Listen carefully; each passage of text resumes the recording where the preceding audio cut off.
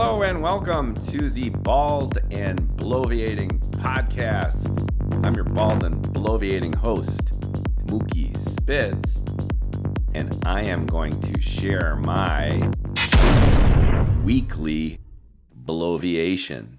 As I mentioned in last week's weekly bloviation, I'm emulating the style, if not the talent, of comedian Bill Burr. He does the Monday morning and Thursday afternoon, Monday morning, Friday, or something like that, dual podcasts every week, where he basically uses the podcast medium to practice his chops. When you're a working comedian, you need to be on it. You appear on Jimmy Fallon 1 week. You're doing live shows, you're working on material constantly, and your entire existence, essentially, is to be a raconteur. You are moving the muscles in your face, and it's your lifestyle. Whether you're Kirk Hammett of, regardless of your state, whether you're a rock and roll guitar player, a comic, a writer, you need to live the life that you have prescribed yourself. And in this case, it's bloviating. So regardless of what you do, you're a wood craftsman, you build furniture, you put PowerPoints together, you sell something, you're a compulsive shopper. Whatever the hell you do, you love cooking. If you do it all the time, then you're it. You are that thing. And you are that thing if you do it all the time. Per the oft-quoted Malcolm Gladwell observation, it's that 10,000 hours to gain proficiency. But even after you gain proficiency, as anyone fluent in a second or third or fourth language will tell you, you need to keep your chops. You can learn how to do something, but within a day, within a few hours, you could lose it if you don't use it. And obviously, once you learn something, you build the connections within your brain. It's literally a physical process that's been revealed. You are expanding the synapses between the neurons in your brain, making more connections, expanding your own neural network. But once those connections have been built, if they're not active, they go idle. So this is a long-winded bloviating way of saying that if you are a bloviator, then you need to bloviate. And that's what you're doing. What I admire the most about guys like Bill Burr, there's Monday morning and even Thursday afternoon, Monday morning, Friday podcasts that he has done where you can hear it in his voice. He's absolutely exhausted. His voice might be scratchy. He's tired. He's pulling a lot of it out of his ass in real time, but that's the whole damn point. Religiously, this guy does it, and his schedule is, at this point, infinitely busier than mine, than most of ours, and he does it anyway, because part of it isn't only the practice, the never-ending practice, but the commitment and dedication to getting it done. And I admire that.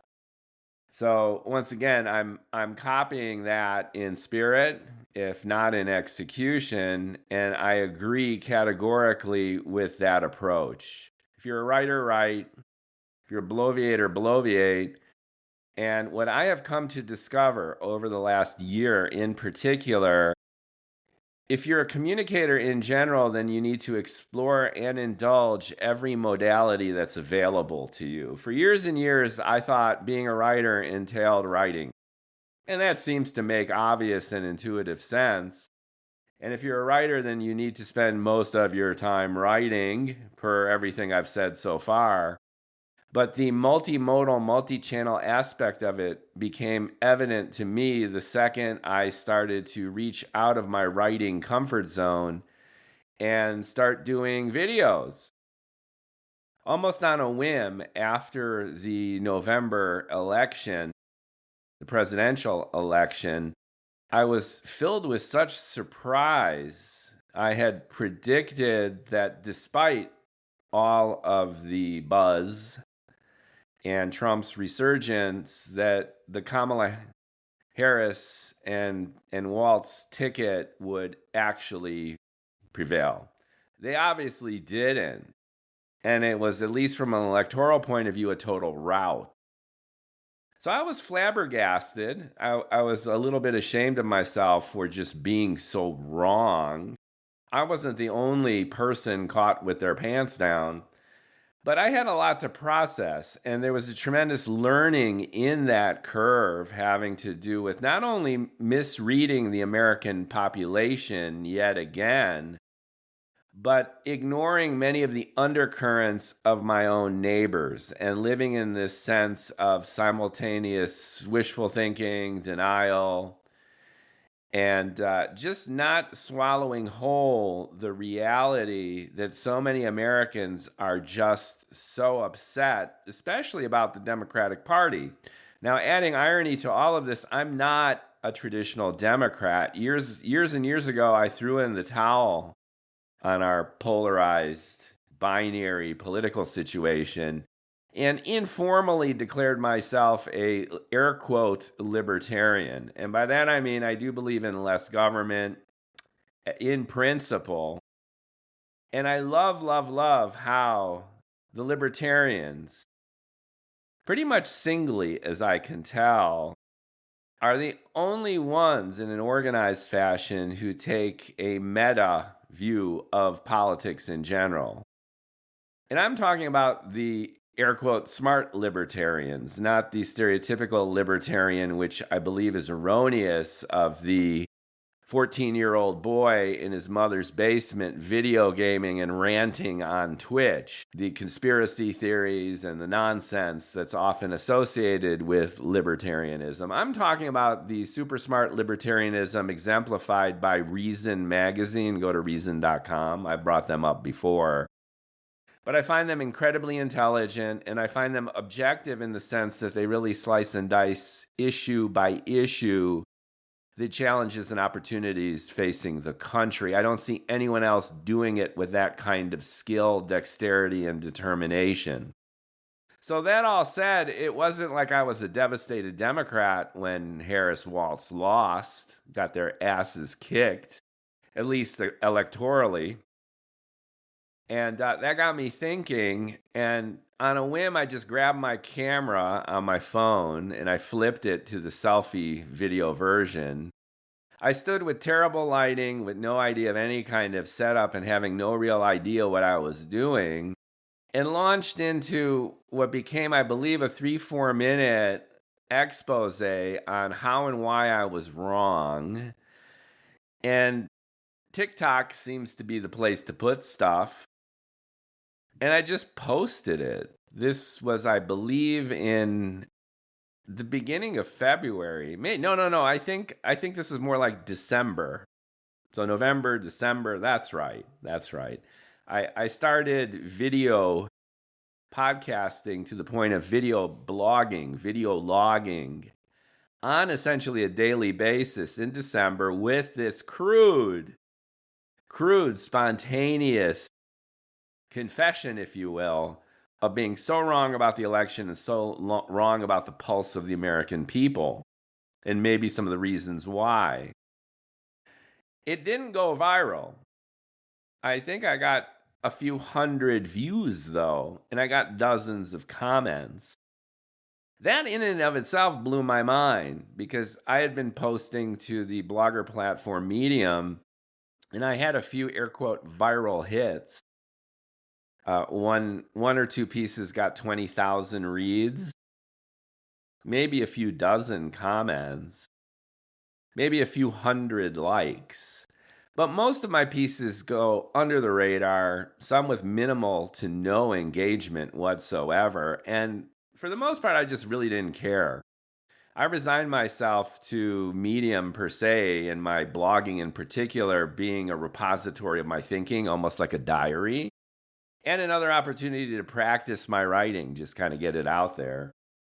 So I was used to little to no engagement, and within 20 minutes, an hour, my bald head ranting in my bedroom with bad lighting in a t-shirt appeared on hundreds of phones of people I did not know. And I got dozens of comments, some obvious mean ones, some complimentary, and I got a bunch of likes within minutes. And then I was like, wow, that's something. And then it became addictive, almost like evolution happening incrementally and with quantum leaps. So there's fungus among us, although there was no us. The Luca, the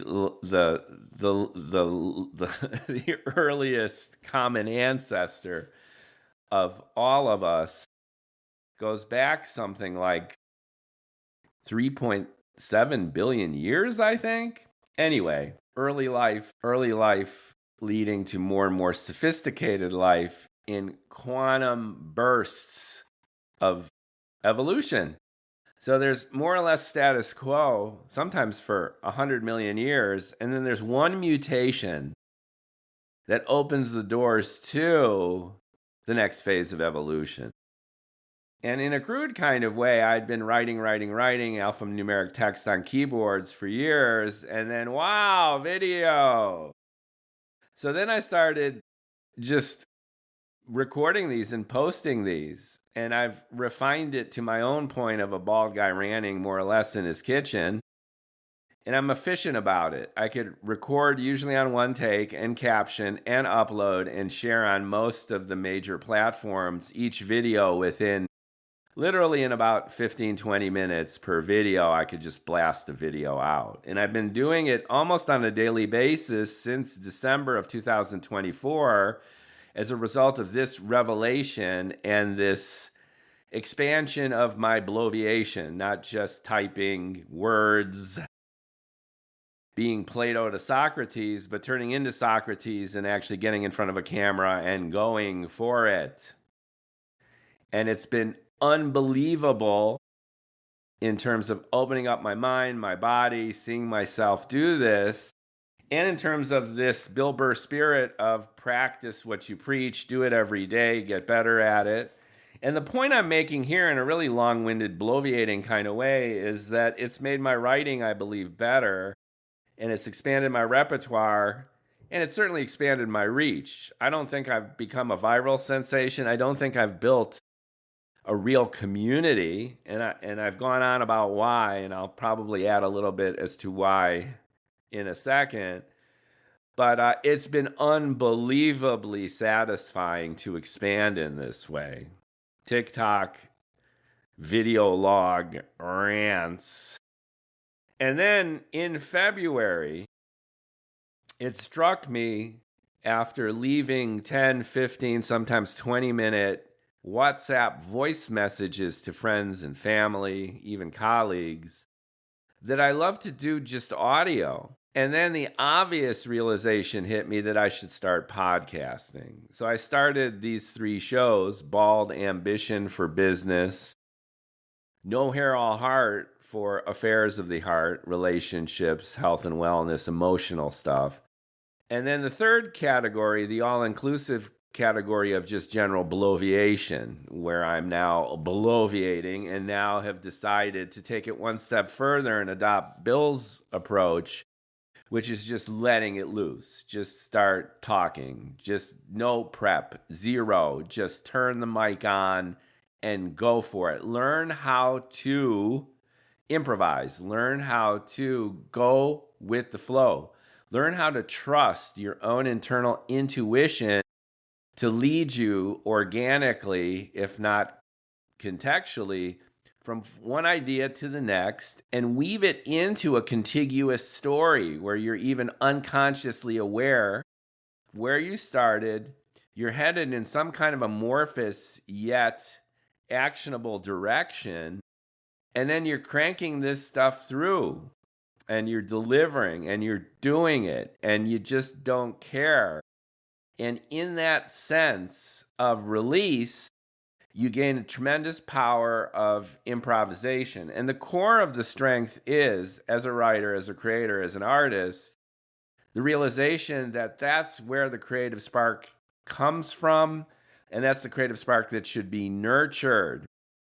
Much of art, much of discourse is overwrought. Back to Plato and Socrates. Socrates felt that one of the great powers of orating and debating in public live and not hiding behind words is that improvisational spontaneity of it. That's the very nature of human interaction and discourse, and that's where the passion comes from. And if you could channel that inner spark in a way that is controlled enough, disciplined enough, yet free and flexible enough to really connect with the essence of your being, then you got it going on. And that's the Bill spirit. That's what I'm trying to do here. And I think it's really, really fun. I'm learning a lot. And that leads me to the next idea that just popped into my head with this spirit coming to life, which is discernment and taste. I mentioned only a little bit ago that I have been on TikTok since December. I'm recording this in about mid-September of the following year. So I'm nearing about like 10 months of really going for it on all channels. We're talking over 150 podcasts I've done. We're talking probably 1,000 videos that I have posted. And where do I stand in terms of the metrics? Where do I stand in terms of building community? And when you look at the overall metrics in terms of video views, yes, I am in the millions of video views. So I've posted 1,000 videos and across TikTok, Instagram, YouTube, Substack, even Patreon. I don't know how you pronounce it. The crowdfunding artist platform that I've also created a profile for. I literally have been streamed millions of times. Now that in and of itself is a pretty good accomplishment for a bald guy in his kitchen, for a bald guy ranting on podcasts. I've been listened to several thousands of times in terms of the overall downloads. So how am I doing? Well, it's all relative. Compared to blogging, it's like going around the block compared to visiting Proxima Centauri. It's an unbelievable leap in terms of my exposure and my ability to communicate, not just through banging on my keyboard, but with my actual physical presence, visually, in terms of my demeanor, my words. You see me, you hear me, you can tune into me in all these different ways. And I've covered tons of ground. I've regurgitated some of my old blog posts in terms of stories. I've had interviews with business leaders and experts, former colleagues, startup founders. It's been quite a journey, and it's all DIY, do it yourself. It's basically just using the fairly simple to use apps and just plugging it in on my home computer. I've got pretty good Wi-Fi here in my California apartment, and it's just some guy with a big mouth and a lot of opinions letting it loose. So in that sense, victory. But in a broader sense, in a relative sense, I am a micro influencer. I always make the joke, and I'm going to make it again, that a kid can light his fart on fire and get more engagement in 10 minutes than I have over the course of the last year in everything I've described, and that is categorically true. I see people on TikTok, and whether they're paying for distribution or whether they've been doing it longer, and now I'm segueing into the last one, which is taste and engagement with a more general public, they are blowing my doors off in terms of reach and engagement. And the quality of their rants, so I'm going to focus for a second just on, let's say, political rants. I see people who, in my humble opinion, are nearly incoherent. And again, in my humble opinion, are sharing nothing new.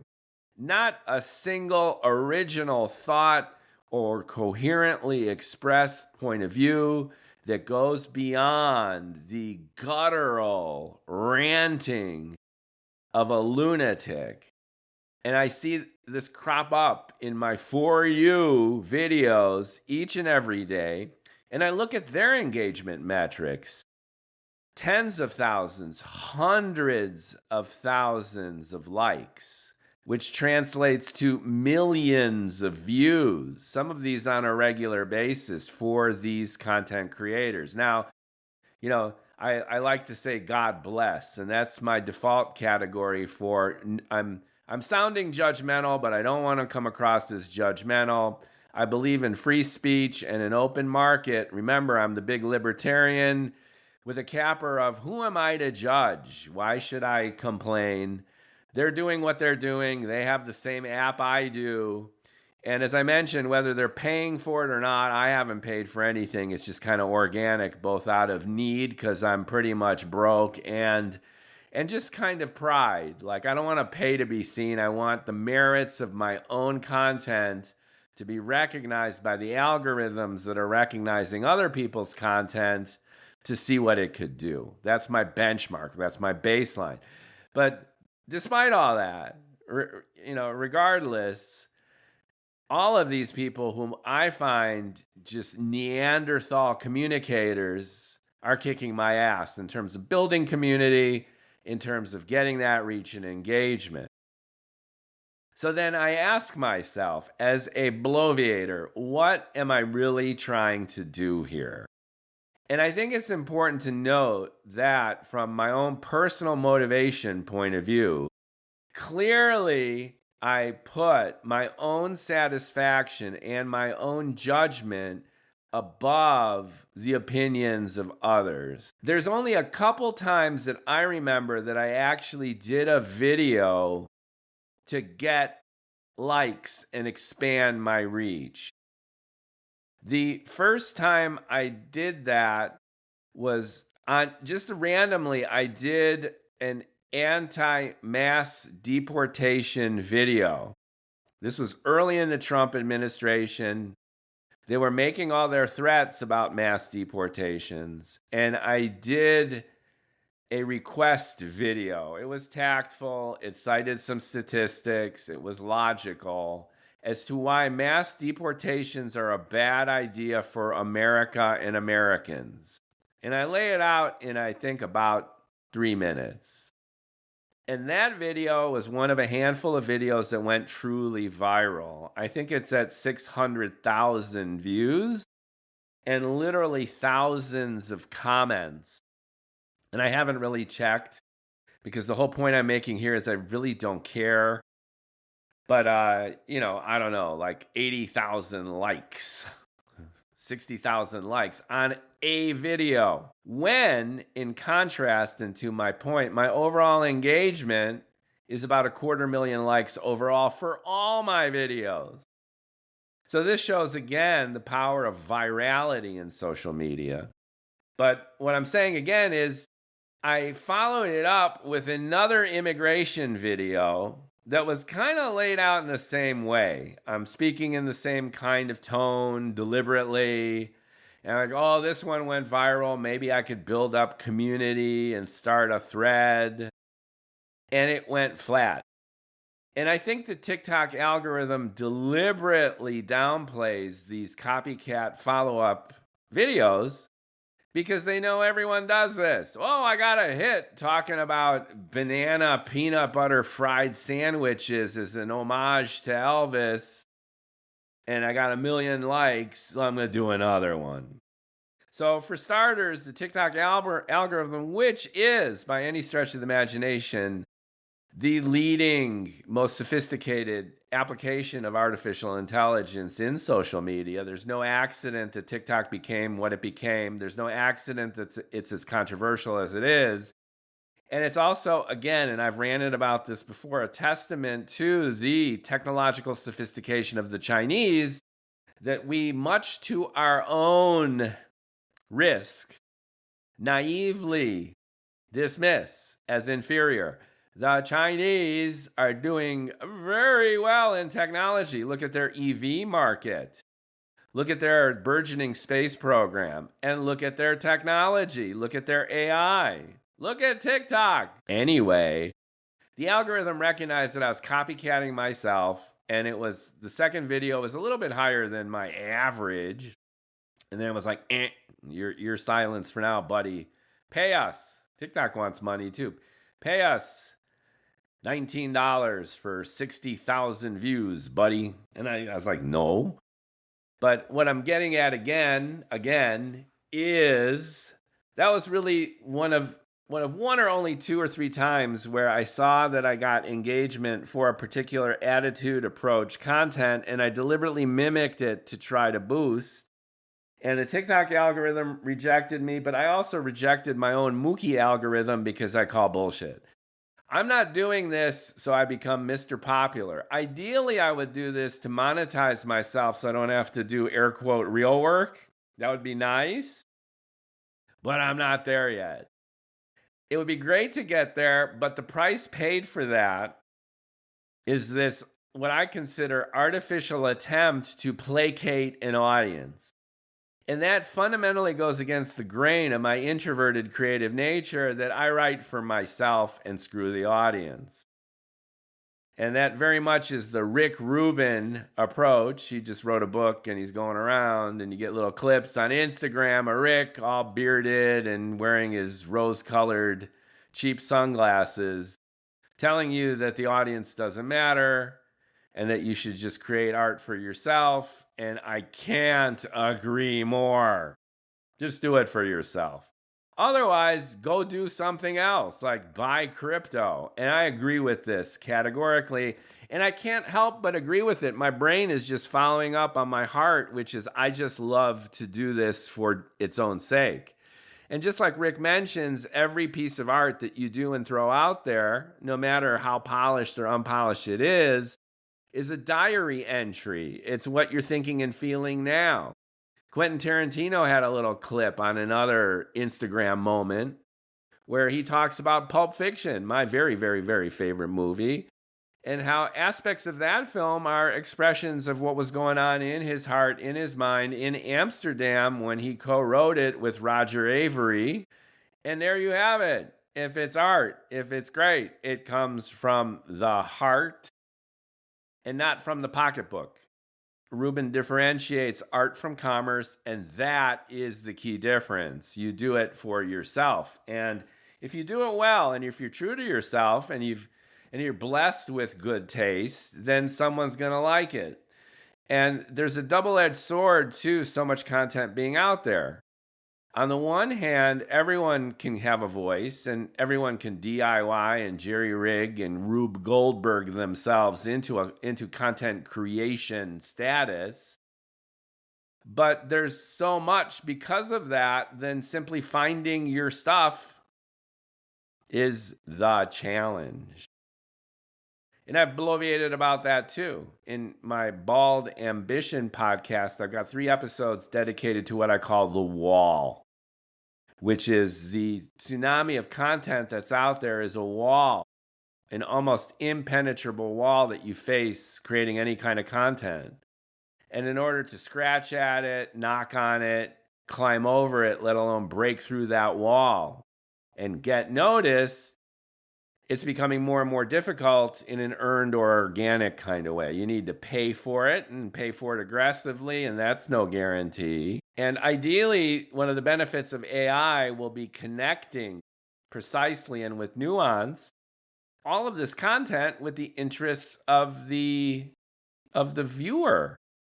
As people view the algorithm, the matrix mainframe, the big AI bot can conceivably accrue all these behavioral metrics. I know what kind of videos and what kind of podcasts and what kind of articles you consume. And based on that, it's a dynamic, ever-evolving profile that nonetheless gets more and more refined as to who you are and what ideally you like. And on the other side of the wall, you've got all of this content. And one creator could do very, very different kinds of content. You could bloviate like I'm bloviating now, or you could read from your own new novel, which I've done. Or you could have some startup founder being interviewed. So even my content doesn't interest all of the people who are currently in my feeds or me in their feeds. So AI, the promise of AI is to better align and connect content creators and content with eager and hungry audiences who really want content best suited for who they are and what they want. And that's going to eventually tear down the wall. And we're starting to get there. And the big money companies of the future aren't going to be like Google's current AdWords model where you put in a keyword search and all of a sudden a bunch of ads barf out at you. But you're going to go to your bot and you're going to want something, and you're not even going to want something. It's just going to present content to you that it assumes you are going to love and engage with based on your prior behaviors. And there you go. There's pro and con for this too. Our privacy utterly violated for convenience and better content. At the same time, our interests progressively narrow because the content it shares will be based on the past, not the present or the future. And this idea of exploratory content or content that it's going to guess you might like based on what you did is the iffiest aspect of this. Because there's a quantum factor, there's a random factor to some of the stuff we get into and like that might really be unpredictable. So that's its own topic to bloviate about. But when you take all this together, it's all about just doing what you're doing. However, there is something about catering your content to a wider audience. And the ticket to ride for a lot of content creators and artists is doing exactly that. And that comes naturally to a more extroverted point of view where, why do I create content? Well, I create content because I guess I love to create content. But the real reason, the primary motivation that we do what we do is to be popular. I want to make people happy, or I want to connect with other humans. I'm not just sitting here bloviating into a microphone and calling it a morning and being satisfied by that. But the real payback is for people to absorb this content, take it in, and respond to it, provide feedback. If I'm a musician, I'm not merely satisfied riffing in my bedroom and posting it on Instagram and having a few people like it. It's not just about the playing, but it's the playing impacting the lives of others and ideally communicating some kind of message. I feel this way. You might feel that way too. It's empathy, it's community, it's network. It's the most ancient of inchoate social instincts of human beings, likely social Darwinian in its necessity of just sitting around the campfire and telling stories and sharing. Woohoo. And I suck at that. I'm bad. I ran a bar in Chicago and someone had stuck a bumper sticker on on the mirror that you would cross into the office in the dingy basement of the nightclub, and it says, "Doesn't play well with others." And that just struck me as like the perfect description, in a sense, of who I am. I come across as friendly, and I tried then and I try now to be fair. But because of everything I'm telling you about, I favor principle over people, idea over empathy. It's just how I'm wired. If you get to know me, I'm a Mr. Nice Guy, and I go above and beyond for other people. And the paradox of that is, maybe because of that, I'm arguably hypersensitized to principle, doing the right thing. If I feel slighted, I'm going to react. And since I'm not that worried about, air quote, what other people think in this more extroverted kind of way, I'll fixate on the slight or the neglect or the lack of real connection. And then I also have an avoidant nature where I'm like, you know what? This sucks. I'm pouring way more into this relationship, into this partnership, into this business, into this romance than what I'm getting. So screw it. I'm out of here. That's a trait that I have that's been befuddling and vexing to people. And I admit that. But at the same time, I'm incredibly resilient. And my capacity or willingness, especially as I get older, to put up with BS is far, far lower. And I've never been this happy in my entire adult life because I've embraced this. I did another podcast rant called basically cornichon and proud. I'm that little pickle that you get on the charcuterie board, and it's sour and tart, very vinegary.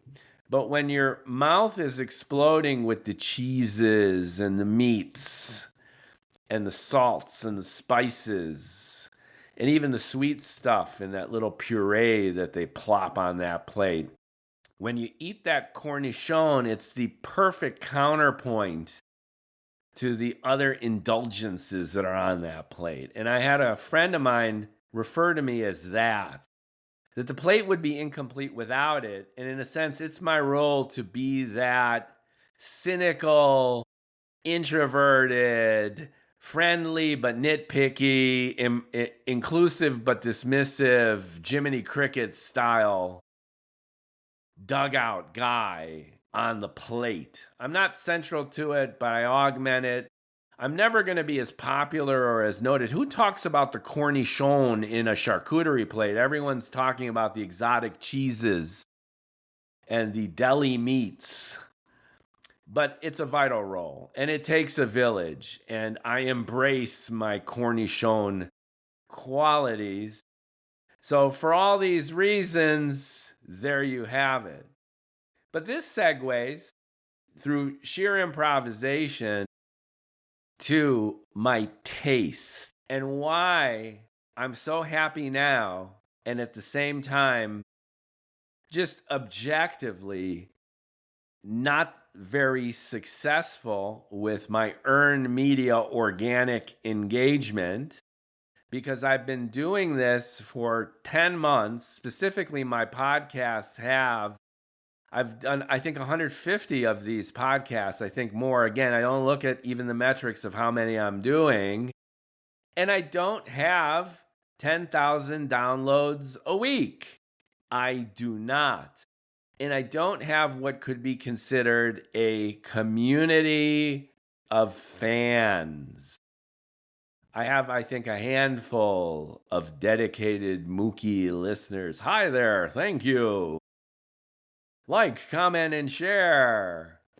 And I love this. I love what I'm doing. If I burst onto the scene and all of a sudden we're air quote popular, then bring it. But this ain't stopping me. Why? Because it's intrinsically satisfying to me. So let me illustrate how this is just a product feature I have.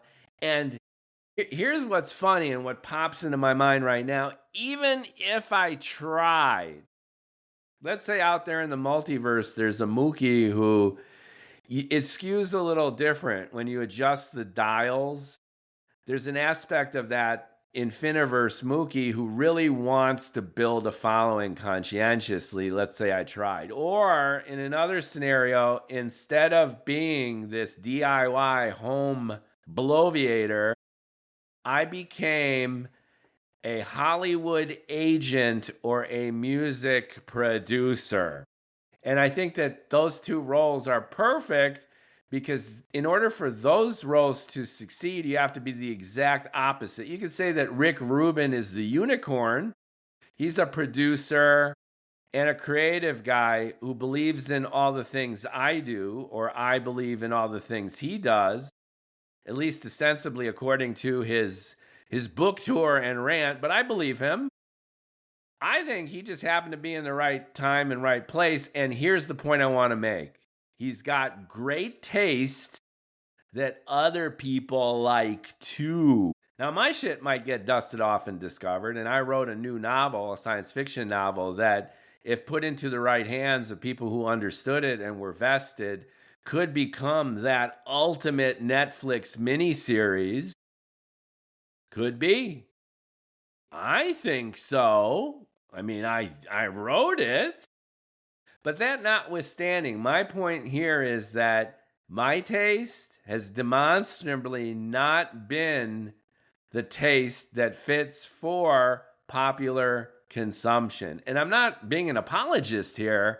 I'm just Bill Burr style riffing in the moment, improvisationally, and having fun with this, trying to understand myself better, and maybe you could relate in your own world about this. Let me be specific. Many years ago, I lived in Brooklyn with my life partner, and we had blended our families. She has two boys, a few years older than my two boys, and we shared a Brooklyn brownstone together. This is about 2018-ish, let's say. Now, my life partner was really good friends with the mom of the band AJR. Now, if you're listening, you might not know who they are, especially if you're older than a teenage girl. That's their primary demographic. However, that sounds disparaging in retrospect because they have become so huge that it obviously can't be limited to that. AJR is what would be called a boy band, but they're a unique kind of boy band. Adam, Jack, and Ryan, AJR. Talk about helicopter moms. Their mom, who was good friends with my life partner back in 2018 when I lived in Brooklyn with our blended families, their mom, AJR's mom, since they were born, all three of the boys, distributed in age by, I think, a year or two across the spectrum there. The oldest being Adam, the middle one, I believe, being Ryan, and then Jack being the youngest. Jack being the singer, Ryan doing most of the creative writing, and Adam being the bass player and personality, and now apparently philanthropist. Anyway, they went to tap dance school at age 5. They lived in Manhattan. Their dad, an architect. They were living the middle class Manhattan life. And their mom dedicated her life to the boys' artistic pursuits. And I don't know all the details, but piano lessons, music lessons. Again, the quintessential helicopter super tiger mom. In this case, the Jewish tiger mom. So back in 2018, we were all friends. And my kids went over to the AJR apartment for holidays, such as Passover or a dinner. And AJR has since written a song about playing with Lego. They had a Lego collection, and my kids played with AJR's Lego. And I forgot to mention again that if you don't know who the hell these guys are, you've no doubt heard their music. If you've been in a Whole Foods, for example, or anywhere for that matter, you've heard their music because it's pumped into the background music. They played Madison Square Garden for several nights in a row last year. So they rose from 5-year-olds in tap dance school in New York, being street musicians, to playing sold-out shows at Madison Square Garden, and bravo to them. The point of this story is I knew their mom, and before they had really popped, they were just on the brink. And like most bands, they struggled and they had their moments when they were ready to toss in the towel. It was one of these milestone moments where I get a text from their mom. Because again, we were social. We all hung out together, what have you. And she more or less said, "Hey, Mookie, the boys have 2 songs and they've made videos for each. And I'm taking an informal survey among friends and family and colleagues in the inner circle here. And I'm just trying to get a consensus opinion as to which song is better." The 2 songs in question were I'm Not Famous and another one called Weak. And as I mentioned, they were working on videos for them. And she just wanted my opinion. And she'd confer with the boys. So I listened to both. And I tend to be very impulsive. I hear something and I instantly decide whether I love it or hate it. There's no it'll grow on me, period, especially now in my life where my tastes are so refined. And this is to my benefit and also to my detriment because it makes that exploration more unlikely, right? I'll listen to something and I'll hate it and I'll be dismissive. And maybe if I gave it more of an opportunity, then, I'm learning, I'm growing, I'm expanding. Now, suffice to say in this Bloviation that AJR's music is not my cup of tea at all. But I respected them and I acknowledged that they did a fantastic job of connecting with their target audience. So Lori was asking me not so much my personal opinion. For about a year, I was a theater critic in Chicago, Second City, off Broadway, Broadway coming to town. I was all over theater in Chicago for a year, and I was a critic, and I did, on average, 2 reviews per week, about 600 words each, in the local Nightlines Outlines paper. I believe this was the mid-90s.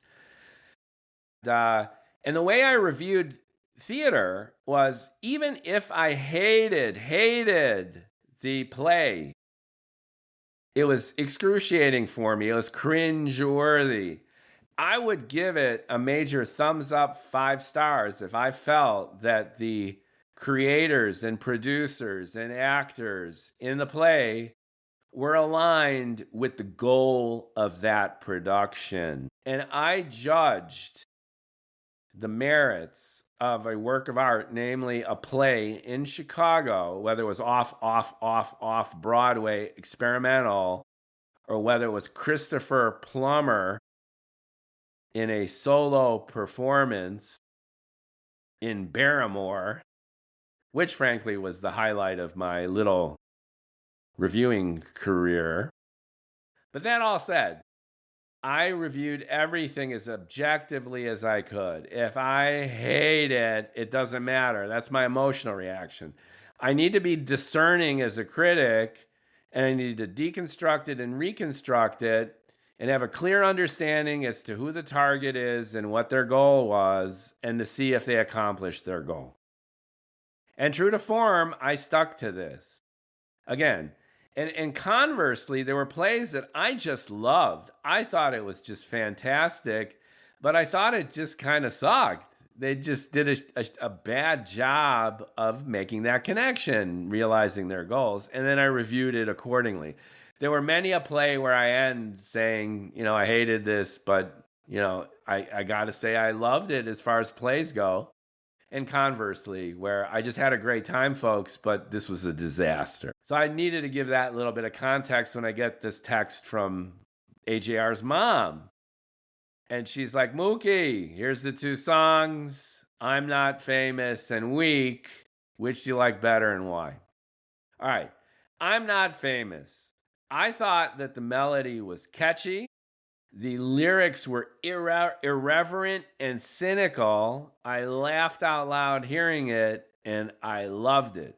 Not only did I love it, but I thought, and this is critical to this Bloviation, I thought that the audience, AJR's audience, would love it too, because it sang about this universal desire, which is pervasive, ubiquitous, even in 2018, that attention was the commodity. And if you're not famous in a society that puts attention above all else, then you de facto feel like you're nobody. And that's the sentiment behind this song.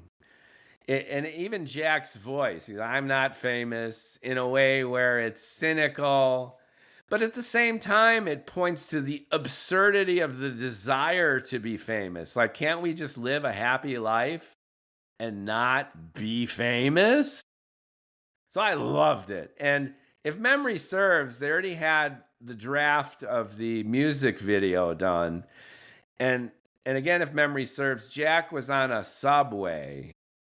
And he's kind of looking around, and it was shot in the New York subway. And Jack comes to the realization that he wants to be a pop star. He's kind of like Ziggy Stardust, but he just kind of shrugs because no one cares. He's not famous. And the song, I believe, starts with a first person, like he wakes up in the morning, he's not famous. He has breakfast, he's not famous. He goes to work, he's not famous. And again, we live in this attention-fueled world, and I'm not famous. Yay, bravo. I loved everything about it. Not my cup of tea. I would rather listen to Scandinavian death metal, frankly, and admitting to that, I'm the worst possible judge of this genre of music, but I put on my critical thinking reviewer hat. Then there was Weak. I can't even begin to describe how much I hated this song, Weak. It exemplified everything that I thought was terrible with the genre overall of this kind of teeny bopper kid music. The melody was grinding, overly simplistic. The lyrics, I thought, and again, this is my guttural reaction, were pathetic. It was literally like, I'm weak. I can't do this. I'm incapacitated. I'm trying my best, but I keep failing because I'm weak. It was the opposite of a Def Leppard stadium rallying cry, an opus, the rock and roll anthem where you get up and you're smoking a joint and you're drinking your Bud Light and you're raging up and down. It was beyond super emo. It makes Coldplay sound like Judas Priest. I hated it. Then I took a moment. I took a breath and I said, well, all right, put on your critical hat. Understand your audience and connect it, look at it that way. I couldn't do it. To me, this was a musical sonic abomination. Weak. So I let their mom know. I said, Here you go. My unvarnished, unabashed opinion. And that was it. And then their mom responded, thanks, like she always did. She didn't judge my judgment. She didn't make conclusions about my conclusions. And she valued my opinion to the point where she would conduct this exercise with me every once in a while. So great. Thank you, Mookie. That's all. Now, I have pulled up Chat GPT's. I asked a simple question. Here's my prompt. AJR streaming metrics, compare week with I'm Not Famous. Try it. Go to any of the AIs. Here you go. So far on Spotify, total streams. I'm Not Famous. 75 million views. How many per day currently on Spotify? Per day, 10,000 streams. Well, booyah, right? Congratulate me. Give me a round of applause, if you will. I called it. I'm Not Famous. It 75 million, almost 76 million streams on Spotify. And still to this date, September 2025. Remember, I was talking like 2018, 2019. Their mom asked me, boom. Well, everything I just said is total garbage. Get this. Spotify total streams of week. Are you ready? 130 million. Actually, 730,960,000 streams of week, with a daily streams on Spotify of week 100,000. So literally, this is literally an order of magnitude difference. Similar numbers on YouTube for the videos. The daily video stream of week video is almost 13,000, and it's only 4,000 for I'm Not Famous. Total fail. And then ChatGPT does a secondary analysis here, where part of the reason I'm Not Famous is doing air quote as well as it is, and everything's relative. I mean, come on. It's like, what artist wouldn't want 10,000 streams per day of their song? Has to do with Week. Week and AJR, thanks to Week, is doing so well that the halo effect of all of this engagement has rubbed off on a mediocre, failed song like I'm Not Famous. So, what does this all mean? This means that I suck when it comes at reading a particular audience and what I think their aesthetic taste is. And I suck because I cannot consciously overcome my own biases when it comes to art. Now, if you're a colleague and you're listening to this, then you're like, oh man, I don't never want to work with Spitz again in marketing and advertising and PR. And to my defense, I'll say that the marketing, advertising, and PR I've done is for doctors and patients and nurses and the public to be educated about diseases. And I've written some blogs for home renovation. And I've worked for political advocacy groups in the Middle East. So I'll come to my defense post hoc here and say I arguably do a better job, especially in terms of high-level strategy and even pull-through messaging for advocacy groups in the pharmaceutical industry, because it's technical information and because it's not air quote art. It is actually the opposite of art. And I've been able to raise 3 kids and support a family thanks to being at least competent when it comes to understanding a target audience and creating messaging for them within areas that are arguably, not even arguably, but demonstrably devoid of anything artistic, or at least anything that's art, instead of some creativity, obviously, that goes into any kind of messaging or campaigning. So I can't do it. I just suck at it. I love music. I still hate Weak, the song. I still love I'm Not Famous. And here's the thing, I don't give a shit about these metrics. You can have 1 trillion downloads of Weak, and I'm still gonna hate it. And you can have 0 downloads of I'm Not Famous, and I'll still like it. And that's just me. Once again, it's about the content as I connect to it, because otherwise, I do my paid work. The work I have to do to pay the rent is not artistic. And I wish, ideally, that the two worlds could or should come together, but they have yet to do that. And maybe, aspirationally, that's a goal.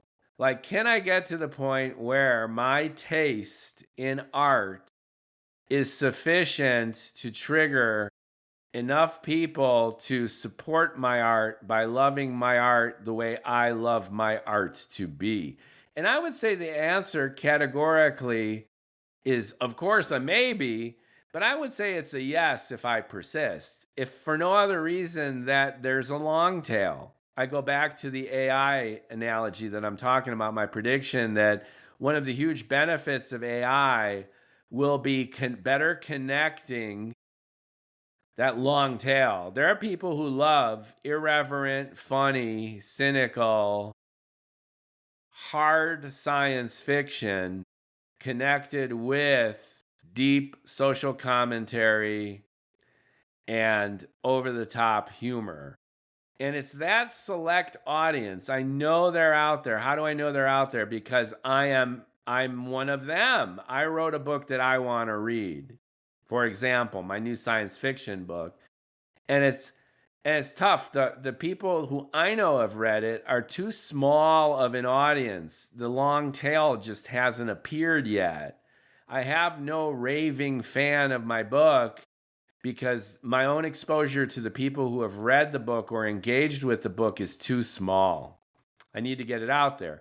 But there's the wall. It's the catch-22. So I'm not sitting here holding my breath that AI is going to save my ass, but I'm just using this as a microcosm to illustrate the challenges and eventual opportunities of media and technology and art, for that matter. So there you have it. I stick to my guns. I do what I like. Doing that might and eventually will lead to some success in the real world by connecting with like-minded souls. The last line of Nabokov's novel, Invitation to a Beheading, is, I believe, if memory served, and then he embraced a community of people who were like him, something like that. That if you make these compromises artistically and personally for society at large or the tribe you think you need to be a part of, you eviscerate your soul and you execute yourself. The beheading is yours. But if you turn away from that and endure the isolation, however temporary or even long-lived, then you don't have an assurance, but at the very least, you've got a shot at fulfilling your real dream of being true to yourself and creating something of an audience.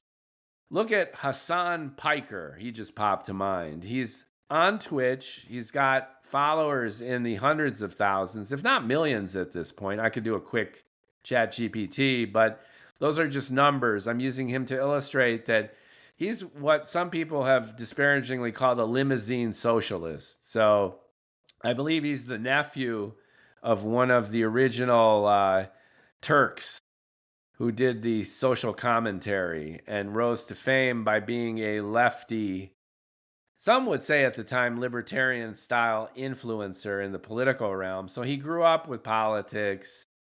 He's he's the ultimate Zoomer type male, but he's a winner Zoomer. He works out, he's ripped. He sits there with his multiple screens in his $2 million mansion, and he's the super socialist. He loves Bernie, but doesn't think Bernie's taken it too far. And he has a devoted community of active followers. The guy is online most of the day, and he's dynamically interacting with hundreds, if not thousands, of people through his feeds on Twitch. And he has created a community, the Hassan Piker Club, essentially.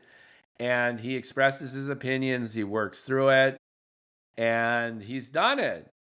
And again, I say, God bless. Do I agree with Hassan? No, not really. There's certain topics where we cross over.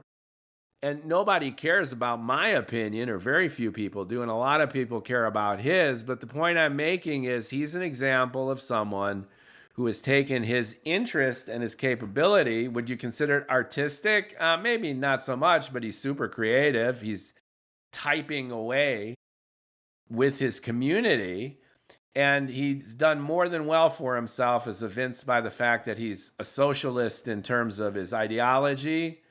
And he's very successful in terms of, as he says about himself, I'm living within my means. God bless you. So it can be done. Will I do it? I'm not so sure. And frankly, I'm not that worried about it, just because I'm having so much fun. I love bloviating. And maybe my style will adapt and change. The oldest rule in the book is you start a company that manufactures, let's say, chocolate donuts, and all of a sudden you get a big customer who wants, everything flavored Bialys. So because of your biggest customer, you shift from a donut factory to a Bialy factory. Well, could that happen to me? I mean, in one form or another, it will happen if I get any kind of real nibble for substantive monetization. Then I'll spend more time fulfilling that need.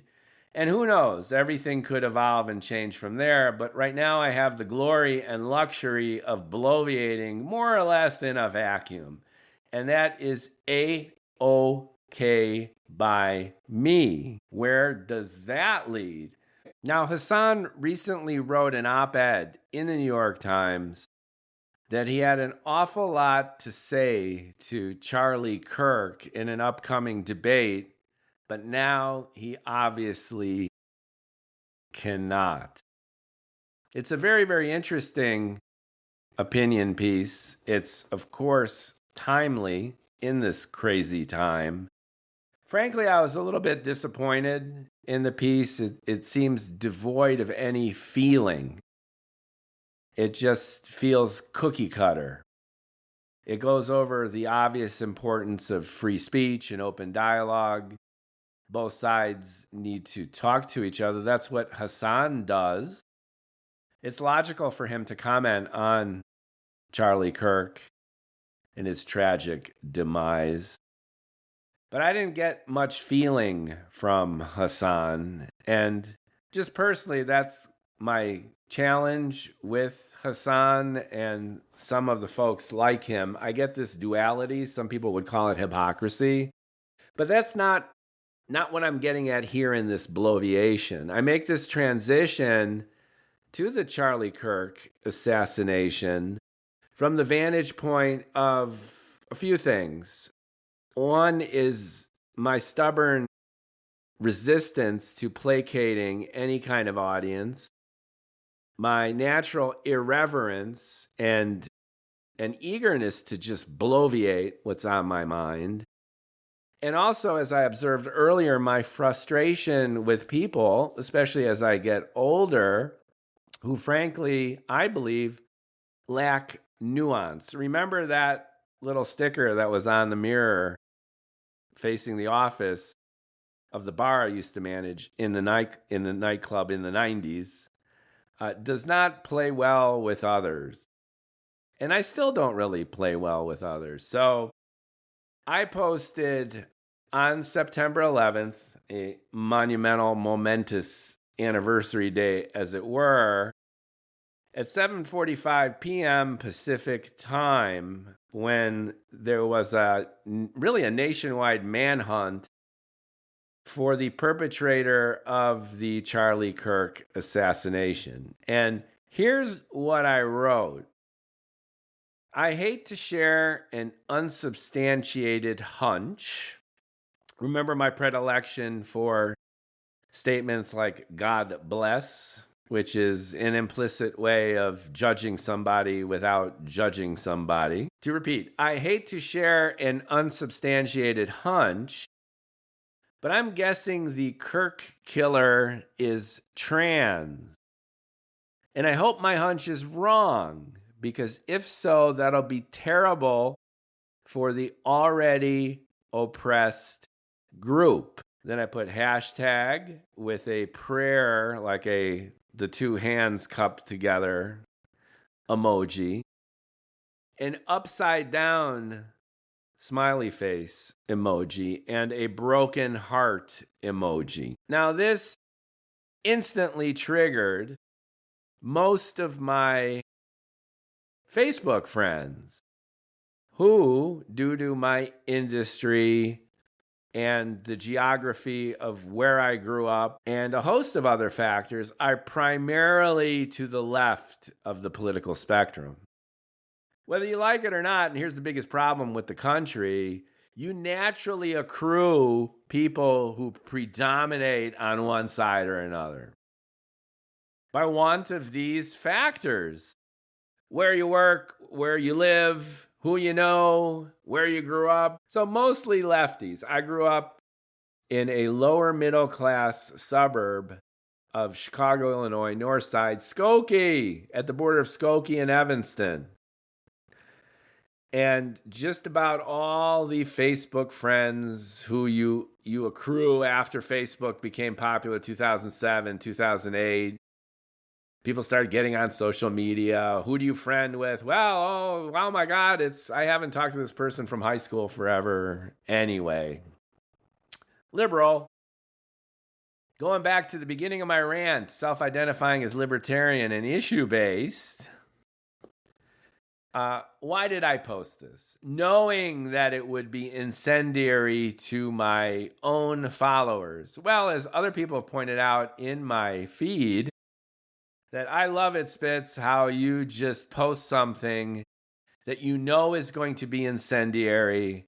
People get triggered and respond to it, and then you get upset by their upset. More or less, there were several people posting that way. They are, of course, correct. But I like poking the bear.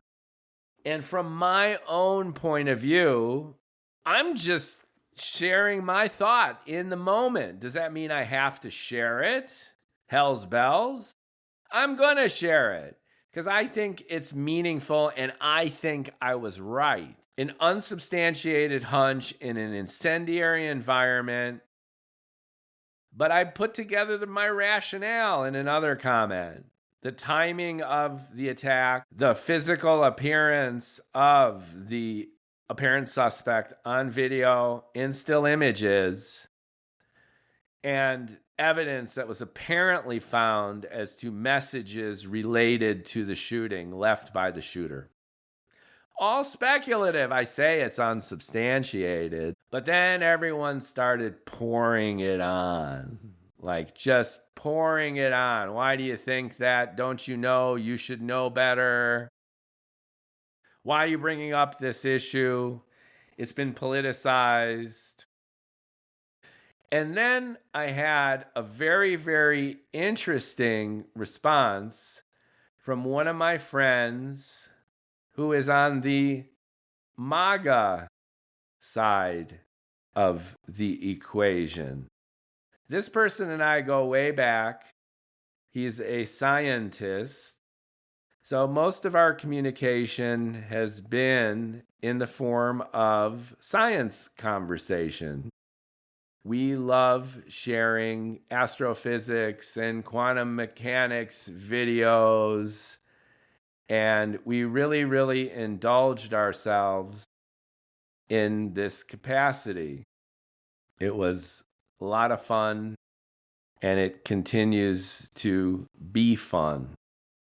So that's glossed over some of our political differences, where if you just focus on issues, and this is a big problem in our country, where people become one-dimensional bloviators about a single topic, and then the totality of their existence is identified in that way, and then we just hate them because they share this one opinion that we diametrically disagree with, sometimes in an emotionally vehement way, and therefore they suck, and we cancel them or we unfriend them. So me and my friend, going way back, we've had the science connection, and that's helped both of us kind of, not gloss over, but understand that we're whole people and that we disagree. However, with the evolution of, frankly, both of our thinking, I know on my part, he has helped me better see, air quote, the other side, or at least in this sense, the hardcore MAGA supporter side of things. And we've actually done a podcast together. And I've shared some blogs of our interaction with each other. And it's been much to my edification. So anyway, in this incendiary back and forth triggered by my unsubstantiated guess of the killer being trans, he chimes in with some observations about the view of trans from this core MAGA supporter. And the essence of his argument is, we're getting triggered because we're being told what to do and how to behave. And this naturally engenders human resentment. Trans people have every right to be trans people, just like anyone wants to be anything. But for us to be forced into any kind of signature line or attitude that we don't naturally adhere to, we're going to resist that. Now, you could clearly have pushback saying that trans folks are discriminated against, which they are.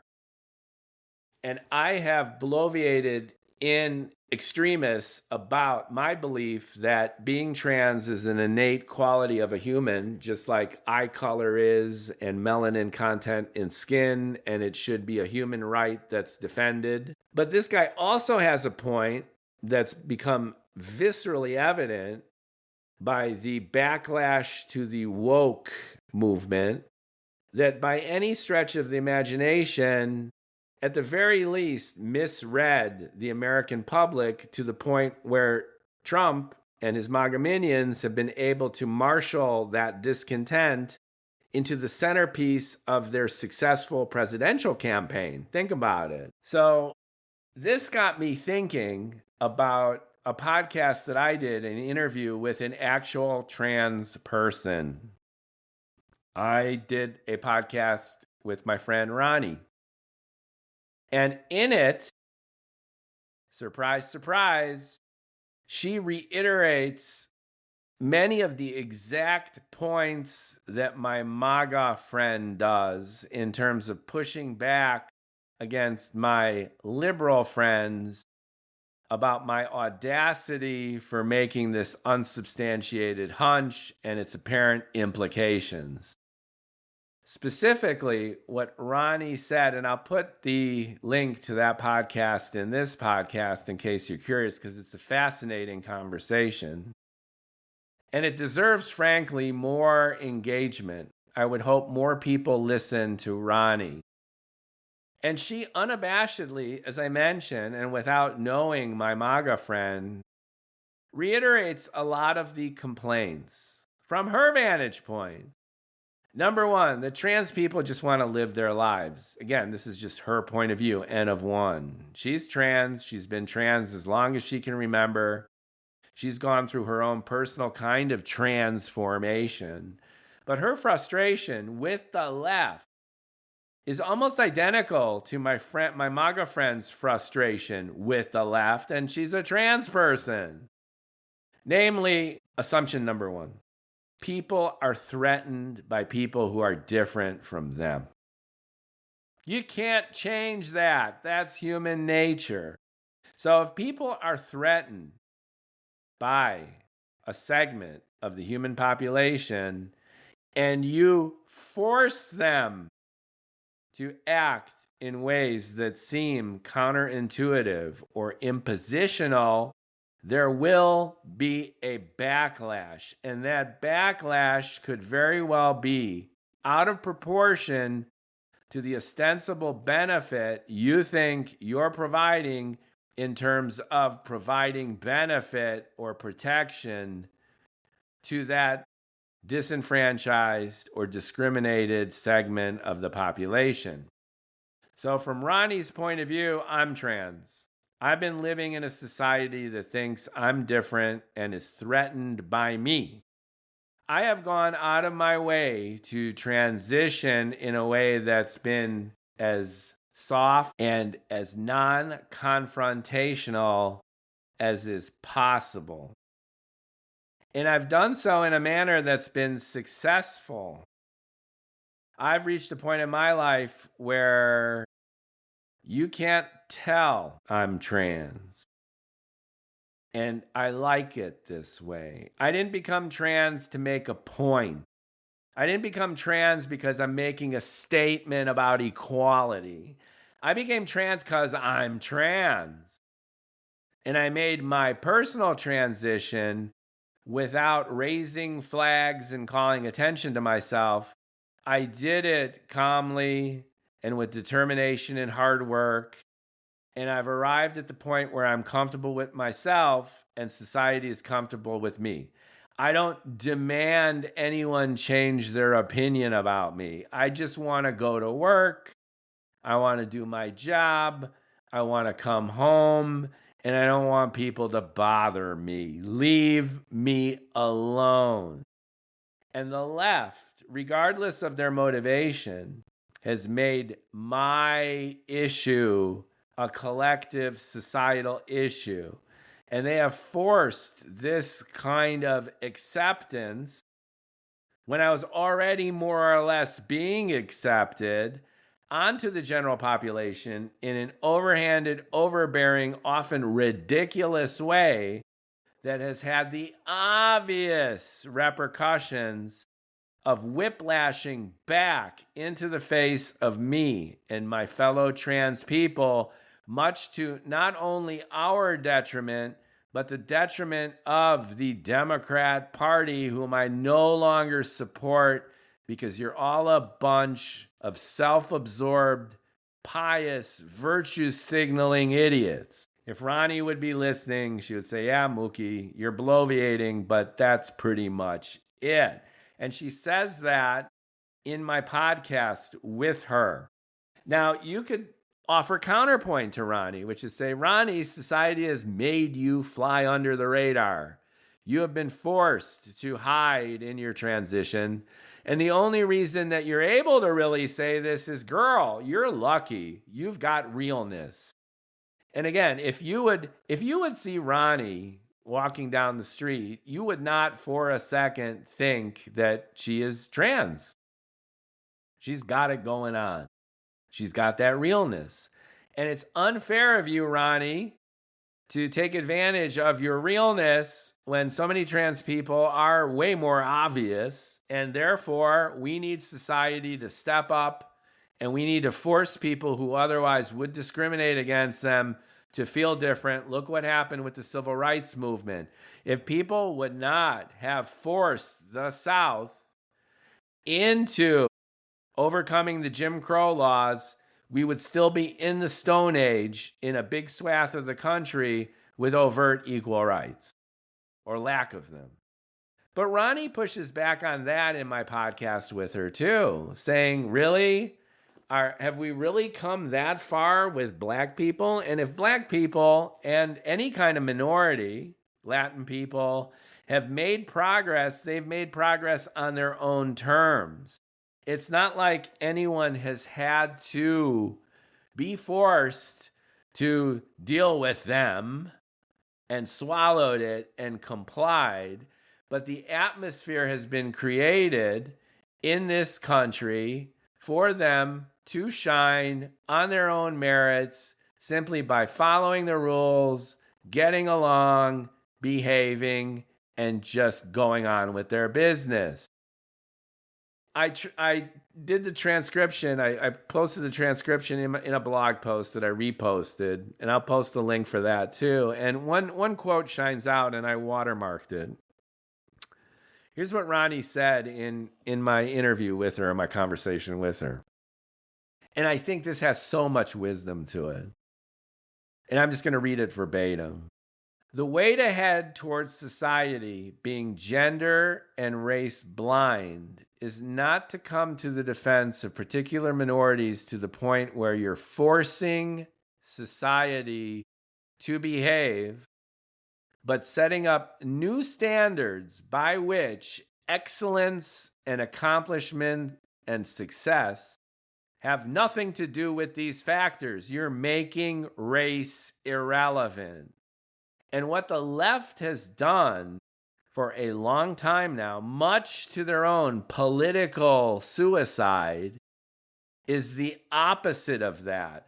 Rather than make irrelevant, which was Martin Luther King Jr.'s mission, that it doesn't matter anymore, the left, hoping to make it irrelevant, has made it more relevant than ever before. The whole essence of identity politics is self-identifying and highlighting the differences between people, ostensibly with the notion that I am these things, I am different from you, and you must accept that in order for all of us to be free. And the common sense counterpoint to that, exemplified by Ronnie and thousands of others, millions of others, is that that's a back-asswards way of going about doing things. Rather than do that, look at yourself in the mirror, step through the looking glass, and create an environment exemplified by your own actions and behaviors where your identity is irrelevant. It doesn't matter if you're male, female, in between, white, black, in between. Are you a good or bad accountant? Did you score 800 on your math SAT? Or are you drunk in an alley or wrapping your car around a tree? Now, those are extreme examples, but you get where I'm coming from. Let's keep things based on their own merit. And let's treat people based on their capacity or incapacity to follow the rules, break the rules, be awesome at something. How people should be treated should be directly related to not who they are, but what they do. And there's going to be unfairness. Life is unfair. Society is unfair. And when we ask the government or any third party to intervene and force people to behave in a particular way, they're going to resist, and your efforts are likely to backfire. Now, yes, we needed to bring the federal hammer down on civil rights. But there's nuances there too. Consider education. Who were the first people who broke down the barrier in terms of eliminating segregation in American public schools? Do you remember those videos of young black children? I remember distinctly the adorable little girl who is walking terrified up the steps of the all-white school to break down the wall of segregation. That's been lauded as one of the biggest success stories in American history. But why did we put that little girl through that? Why didn't we start with the teachers? Adults. You want to desegregate schools? Bring in some black teachers. Bring in some Latin teachers. Bring in some overtly gay teachers and have them teach. Grease the wheels. Now, once again, hindsight is 2020. And the United States should be greatly lauded for overcoming generations, stemming from the literal enslavement of people based upon their race. We should never forget that. I'm not forgetting it. But what I'm illustrating is the obvious backfiring of forcing what ostensibly seems like a humanistic agenda onto the plates of the public in a way where they just can't and won't digest the meal. And this goes back to my post where I got tons of vitriol for simply stating what I thought was the case. And why? Because I was apparently typecasting the speculative villain of this horrible act in ways that the right would do. It became a tribal issue.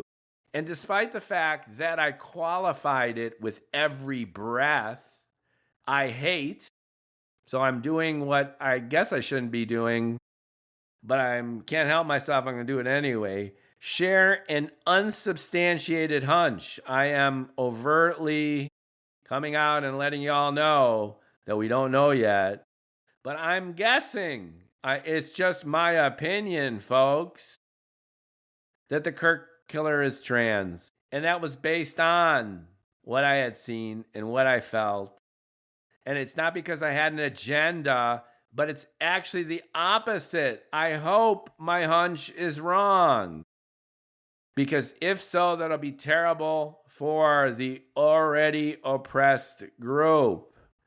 I hope I'm wrong. I'm afraid is what the fuck I am saying here. I'm afraid that this killer took out the number one celebrity on the right who was actively engaged in open dialogue. Prove me wrong. He wanted people to debate him. He did what Ezra Klein in another op-ed in the New York Times so brilliantly, succinctly, and absolutely correctly revealed. That Charlie Kirk, hate him or love him, did politics the exactly correct way you should do politics in America. Yeah, he was trolling online for part of his career. I just went through in the last hour how nobody seems to give a shit what Mookie thinks. You know why? Because I don't do that. If you want to get attention and you have a community, you need to rally that community. That's just how it is. I'm not justifying some of Charlie Kirk's incendiary comments. I'm merely saying is that you just can't survive out here without hurling a few Molotov cocktails of rhetoric. Look at Elon Musk. You don't get to the point where Elon Musk is by being a nice guy, and you get punched in the face so many times that either you're a Satya Nadella non-entity online, you are the consummate old school CEO, or you've just had enough already. You know what? And you're having a good time and you got a following and you're just letting it loose. Go ahead, become a troll. The consequences of that, we could bloviate on for hours and hours. But again, a libertarian here is bloviating. You're going to censor Elon Musk, just like people tried to censor Donald Trump. And who is doing the censoring and based on what criteria? But over here, in this corner, you had me triggering my own minions just because I was expressing my point of view. And what I find fascinating about all of this within this frame of reference is, guess what? And I'm not saying this to vindicate myself, but I sensed something was going on. And the good news about all of this is it unearthed my prior podcast with Ronnie, and it revealed how the left often shoots itself in the foot by not listening to its own constituents. Because if I'm connecting the dots between my trans friend, Ronnie, and my super MAGA friend who are saying the exact same thing, then somebody's not listening. And when people aren't listening, that's when the problems start. And again, not to vindicate myself, but it turns out that the shooter, based on the evidence we have, and now you could say I'm operating again off unsubstantiated hunches. Well, you know what? Go screw yourself if you feel that way, because it's my podcast and I'm saying this and I believe in trans rights and I'm supportive of the trans community. But I also agree with Ronnie that the left is utterly schizophrenic and continues to be delusional about these issues. The boyfriend slash trans friend of the killer was the live-in lover of the killer. Now, when I say that, you could implicitly lean into that comment and say, the reason I'm platforming that statement, I'm not talking about the heart-shaped patch on the surface of Pluto, and I'm not ranting about quantum mechanics like I often do. I'm focusing on this one factoid of 10,000 others, that the alleged killer of Charlie Kirk was living and loving and dating a trans person. Why would I even bring it up? Because it's relevant. And the reason it's relevant is this killer, if all this is true, had a vested interest to take Charlie out based on the fundamental belief that this one person had, that Charlie had no right to say what he said about this guy's lover. That's it. But that statement in and of itself points to the problem. And the problem is, I think, self-evident, that the right is busy trying to take rights away from people. And the left, in its zeal for trying to ostensibly protect those rights, are further inflaming the vast majority of Americans who just don't care. And caught in the middle of this entire tragedy are people exactly like my friend Ronnie, where she's just been living her life, minding her own business, not trying to impose upon people, and not turning her discrimination, which she's lived with her entire life, into a national political platform that then gets used by the political opposition as jet fuel to not only win an election, but further discriminate against people like my friend Ronnie. That's the damn point. And God bless, remember my use of the term God bless, that's the challenge, not only with all my liberal friends on Facebook, but with so many liberals, especially progressive liberals in general. I see them like adolescents, where there's a world that we all want to live in. And hell or high water, we're going to make that happen. And then there's the world we actually live in. And in that world we actually live in, you win and lose elections. You have and sacrifice power. And the left, God bless, so many of my friends live in a fantasy world. And that infantile fantasy world has created, I'm not blaming the victims here, but that fantasy world has created seismic problems in the real world. And they just still don't get it. There's no nuance. there's no happiness, and it just keeps grinding on forward. And that to me is sad. We're caught between people who want to take rights away from people and people who have politicized that to the point of fueling those people who want to take the rights away from the people you're trying to defend.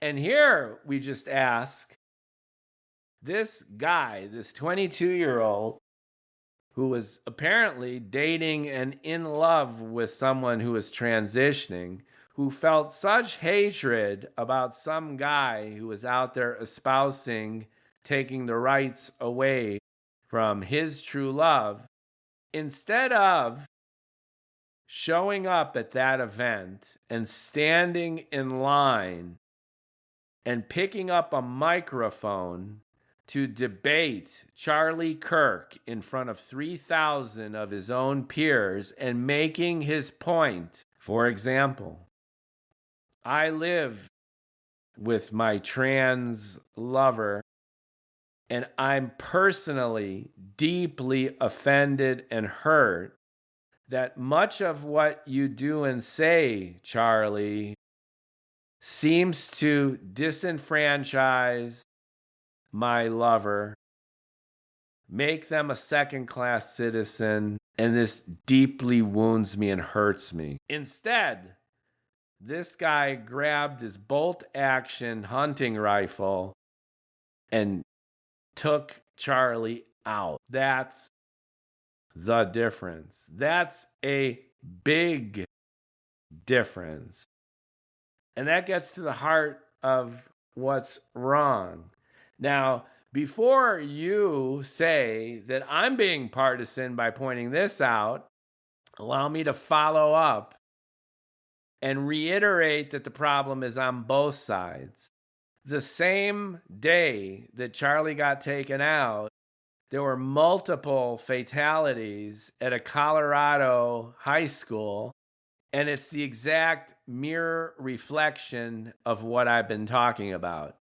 Apparently, you had a neo-Nazi anti-Semitic student who went on a rampage there. But it's more of same old, same old. The Nazi Party of America petitioned to protest in front of my synagogue back in, this must have been like 1977. I'm giving away my delicate youth here. And I remember going to the synagogue a few days before the Nazis were intended to march for a kind of a town hall and hearing. And everyone was debating whether or not to allow the Nazis to march, because we do live in a ostensibly free society, free speech. They're Nazis.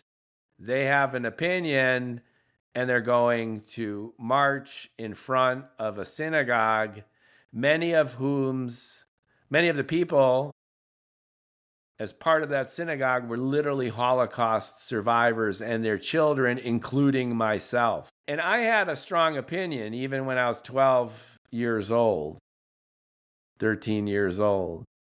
My opinion was, let's let them march because everyone has a right to their opinion.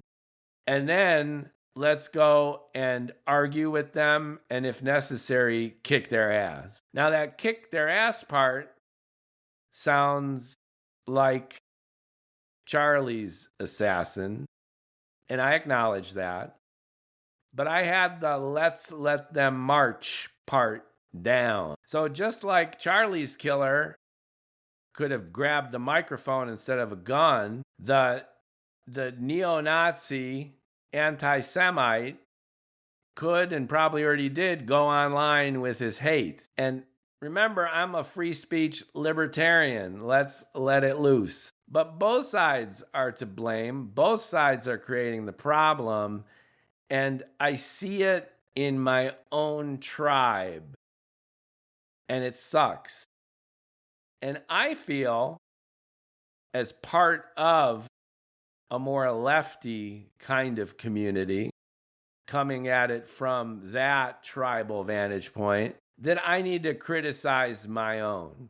I'm not sitting here ranting about and against neo-Nazis. That seems like an easy play for me. I'm ranting against my own, who take it upon themselves to perpetuate a lot of these problems by being unable or unwilling to have the empathy and open-mindedness to see and differentiate reality from fantasy. And in this sense, it goes full circle. See what I did there? I hated to share an unsubstantiated hunch, but I did it anyway. I made a speculative guess that it didn't become literally true, but it's pretty damn close.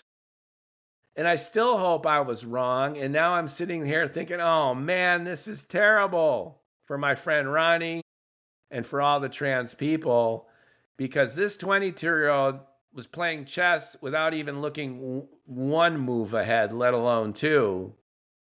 That he would do more harm to his own lover by taking out a person who ostensibly was trying to deny his lover rights than if he would have simply grabbed a microphone and gone out there and had a conversation.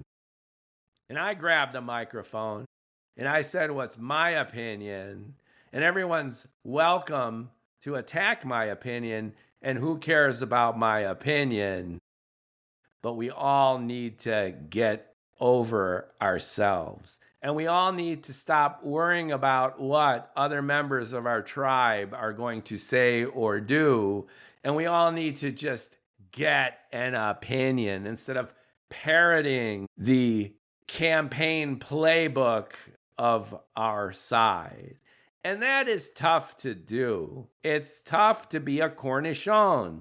It's tough to be iconoclastic and misanthropic to the point where you can overcome the bullshit of your own tribe to actually listen to and take in the opinions that you feel so allergic to. Because I reiterate, there is more in common with the victim of trans discrimination and a core MAGA supporter than that trans person who is my friend and the tribe of political activists and self-proclaimed ideologues and advocates who by their actions make my trans friend's life even more difficult, not only with no benefit to her, but in terms of detriment, not only to her, but to the entire cause of liberal humanism. Go listen to Coleman Hughes. He's got a following. And the list goes on of people who more or less see things as I do. But I have my mic, and I love this once a week improvisational, free-form bloviation. And I need to let it out. And I think more people should let it out, because if we can't let it out, then we're going to shoot it out. And that's at the point we seem to be at on both sides of the political aisle. And we all just need to calm down. And I hate to say it, grow up. That all said, I want to end on a positive note.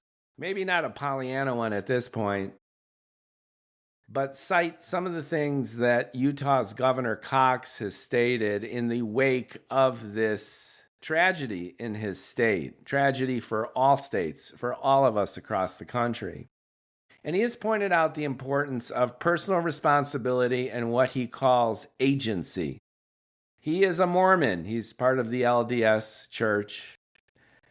And he cites his religion as being very important to his life and his values. And the idea of agency, of us being individually responsible for our behavior, is the ultimate aspiration, if you will. He mentions explicitly that no president, no governor, no individual, no matter how large their celebrity, can bring about the changes necessary across this country to bring a stop to this insanity of political violence and continued polarization and discord. It's up to each and every one of us to make that decision and make that change in our individual behavior so that we could transform and evolve collectively. That's why I've been ranting about my own little world here.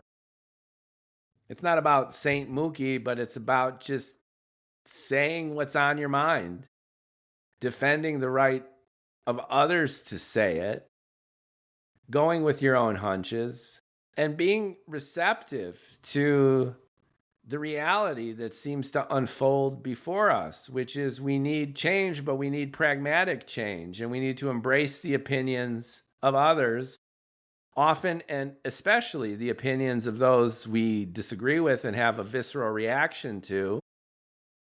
I go back to my misreading of the AJR song, going full circle, even in this Bloviation.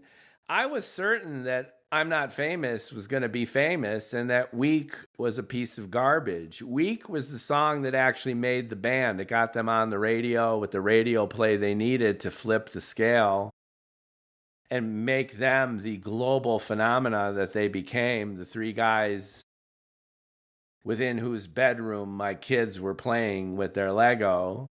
Weak was the moment, and I hated that song. And my own Facebook friends, ostensibly coming to the defense of the trans community, aren't even listening to some of the feelings and apprehensions of the trans community. And who knows, maybe even that shooter was trying to benefit his lover, but it obviously backfired. So the overall sensibility here is take on your own agency and be open-minded. It's not about what you think is right or wrong, but it's about taking a few steps back and being more sensitive to the reality of the world outside yourself and not so much the one between your own ears. I mean, artistically, I stick to my guns. I have my own integrity, my own point of view, and I keep doing what I'm doing. But I missed the boat on AJR's biggest hit. Arguably, I might even be missing the boat on my own potentiation and potentiality as far as being a content creator goes. I'm learning and evolving. I'll stick to my guns. But I stick to my guns in a way where I become my own self-fulfilling prophecy. And the only one I might be hurting, air quote, is my own potential. Maybe I'll bend a little bit more and become more flexible. But I love doing what I'm doing in my own way. And who knows, my own stubbornness might pay off. There's moments in life where you really, really, really shouldn't listen to what other people tell you. And there are other moments in life that have to do with the collective good, especially when it comes to politics and opinions that are outside the world that we create for ourselves. It's not about the world inside of ourselves, but it's the world outside of ourselves. It's an acknowledgement that we're just a little bitty part of the expansive, complex world outside our own head and heart. And sometimes it does make a huge difference to STFU, listen to those opinions, and embrace dialogue. And like Charlie Kirk himself was doing, just prove me wrong. Just come up, grab that microphone instead of a weapon, and spew whatever it is you want to spew, but understand that there's consequences to everything, including and especially letting people live. And just letting people do what they do. There's always going to be differences. There's constantly a state of flux. And ultimately, a lot of these issues are intractable. You're not going to convince people one way or another that abortion is right or wrong, or that could or should be done. And the issues go on and on. And there's been a Madisonian, Hamiltonian divide between states' rights and federal rights, between individual rights and collective freedom. And that's the nature of a democracy, which is this frothy mess of a society. We all need to let loose a little bit and be more flexible. We all need to, frankly, be a little bit more libertarian in the sense that we're slicing and dicing issues and we don't allow ourselves to be so literal and polarized.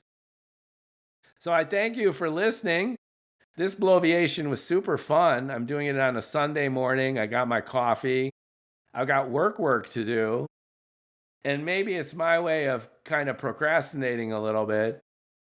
And that makes the work even more valuable in a sense that it just spurs me to bloviate even more, proving yet again that nothing happens in a vacuum. Maybe the American expiation of our own sins and a final sense of really bringing ourselves together can only be precipitated by this kind of discord. I hate that it comes to this. Is this a major turning point to cite the eponymous organization that Charlie founded? I don't know. The cynic in me really doubts it because we've had so many turning points. But I would hope that it opens people up a little bit, lets it loose a little bit, and we just learn to be more agile, more flexible, able to use our critical thinking capacities, and to come full circle on the full circle. Listen to people like Ronnie. There's so much wisdom in my conversation with her, and there's so much truth in just listening to the people. James Joyce, of all people, understood this. I remember reading a critic who couldn't understand how this transcendent literary genius would find himself waking up at 5 o'clock in the morning, drunk in an alley, surrounded by wasted postmen and bartenders. But that's exactly what you would expect for a transcendent literary genius like James Joyce. Anyway, take care. Thanks for listening. Like, comment, share. More to come. There is never a dull moment, as we've seen.